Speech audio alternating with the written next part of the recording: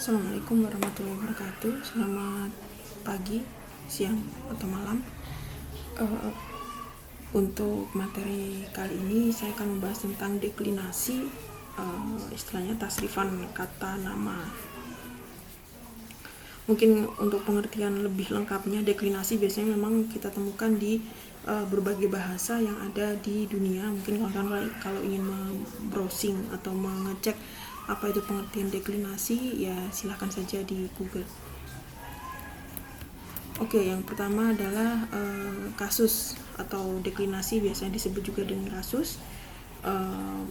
Saya beri pengantar, bahasa Sanskerta mengenal istilah kasus atau deklinasi. Kasus itu apa? Kasus itu adalah kedudukan tiap-tiap kata nama dalam kalimat. Jadi setiap kata memiliki fungsi masing-masing. Dan biasanya untuk pengertian sederhananya, sebenarnya deklinasi adalah perubahan kata pada akhir kata biasanya. Berarti akhiran ya, menunjukkan perbedaan kategori. Jadi kalau memang ada kata dasarnya apa, kemudian di belakangnya itu ada tambahan kata, biasanya itu ada akan berbeda atau akan berubah artinya.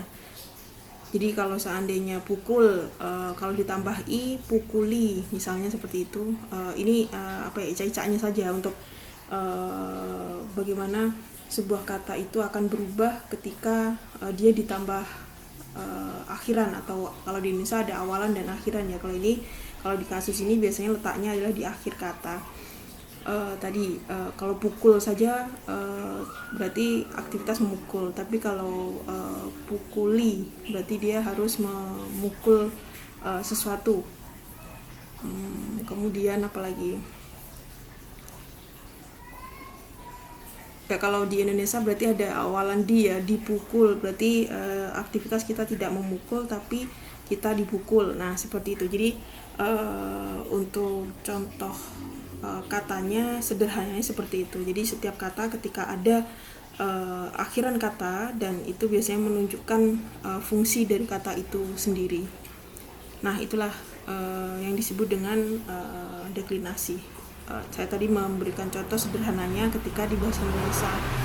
Kemudian kasus dalam bahasa Sanskerta berjumlah 8, kalau bahasa Latin ada sekitar 5 kasus.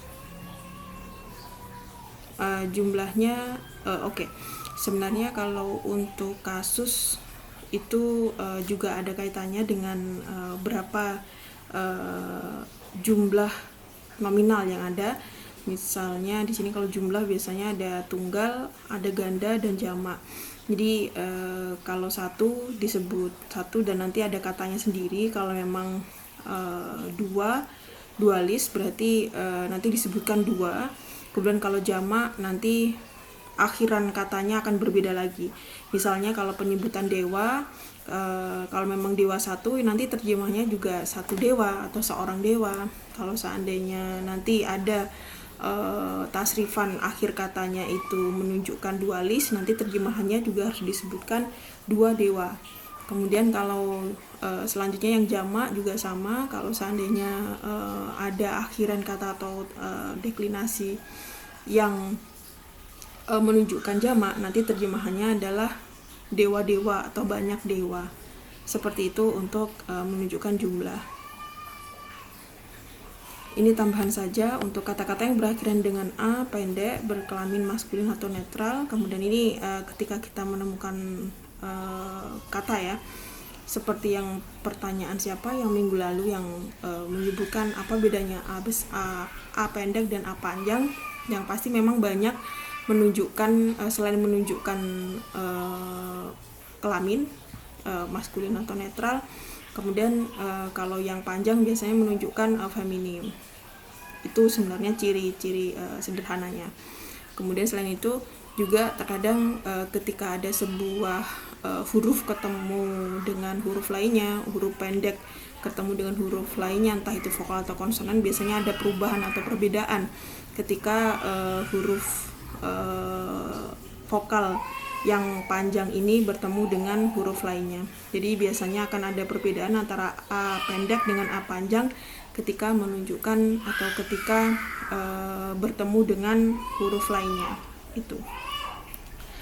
Oke, di sini untuk ya sebelumnya kalau untuk kelamin masih ingat ya.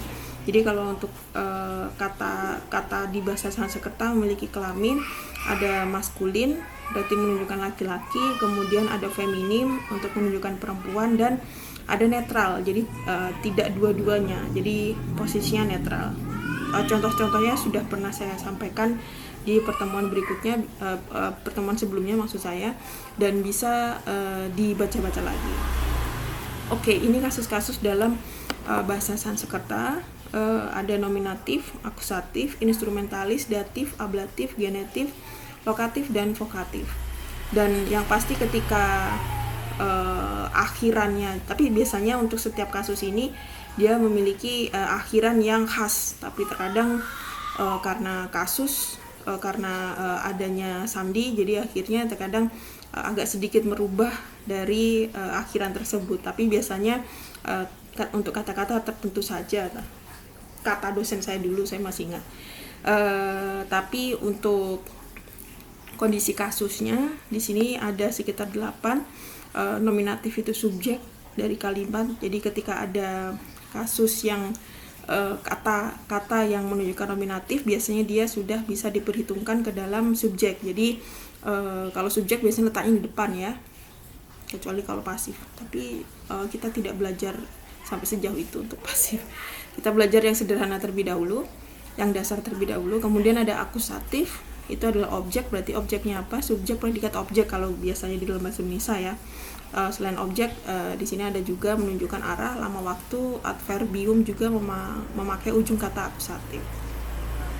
Kemudian instrumentalis, alat, berarti alat yang digunakan. Biasanya kata yang digunakan adalah oleh atau dengan atau bersama dengan.